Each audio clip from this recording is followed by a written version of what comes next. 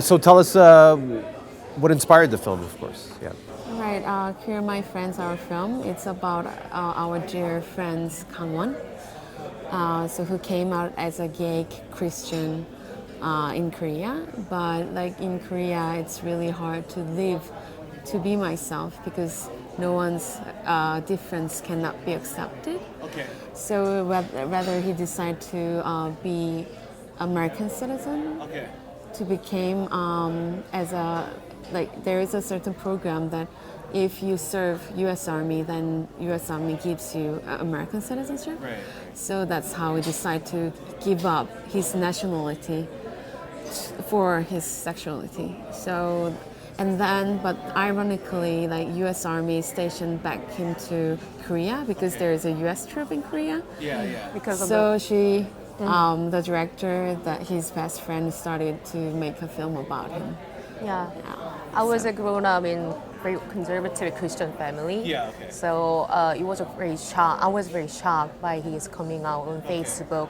So when he came back to South Korea as U.S. soldier, I asked him with my camera, how would you feel if I make a documentary about him? Yeah, And then he said yes. Yeah. And it was a start. And we ended up filming for 7 years. Okay. Yeah, it was a long journey. Yeah. And yeah. Yeah. It was a long journey, and I expected him to have a good life after he's coming out, but ironically, there were more lots of obstacles he has to face after he's coming out, and then this journey turned out to the road to self-acceptance and self-love and self-awareness. Yeah. So what is the climate of the acceptance of the LGBTQ community in South Korea? If you can sort of discuss that climate, sort of, yeah. Climate.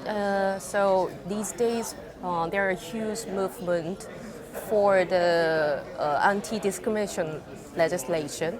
So it was raised in 2007, and it is almost like 15 years, but it never passed in by the Korean Assembly. Yeah. So there are lots of discrimination, and not only for the LGBTQ, but for the disabilities and women's, and for some every minor groups in South Korea. Yeah. And still, like there are people going on a hunger strike for 22 days for now.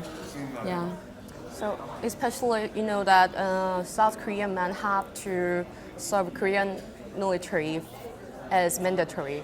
Yeah. So, and in South Korea, it is banned, legally banned, have a same-sex relationship in military, and then you can punish if you have relationship in the army. So yeah. So why do you think he wanted to be filmed, and why do you think his story needed to be told? But from his perspective, if you could speak for him, why do you think he wanted to relay this message or have his story told? What do you think that would actually do for the LGBTQ community? Yeah. I think it is a difficult journey for him as well to accept himself. So he wanted to share it with others who are in trouble, same issues. So tell us what kind of filming equipment that you actually used for the film, and a lot of my audience likes to know what equipment you used, and yeah. So it was actually like why he started this documentary. Like it was just for fun. Yeah, So right. between friends, Yeah, it was right. all about friendship. So Yeah. we filmed with a very small handy camera. Okay. Yeah. But like now we now we had a DOP for I don't know why, but somehow the story got bigger. Yeah. So we And now here, yeah, we hired the DOP. So some part you can see very beautiful scene of Seoul also.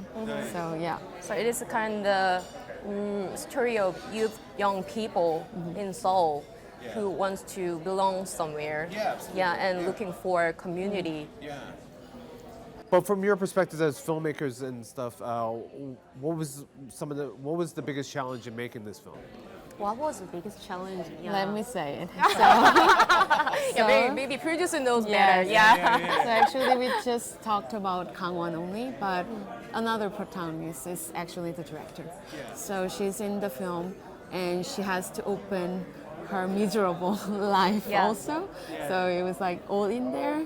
So it was a big challenge because she, it's not only about Kang-won that who cannot be accepted as himself in Korea. So she's also experiencing all that. You know, there is a certain way that we have to follow in society, like, you know, getting a job, marrying, and having a kids. But she's totally out of that way.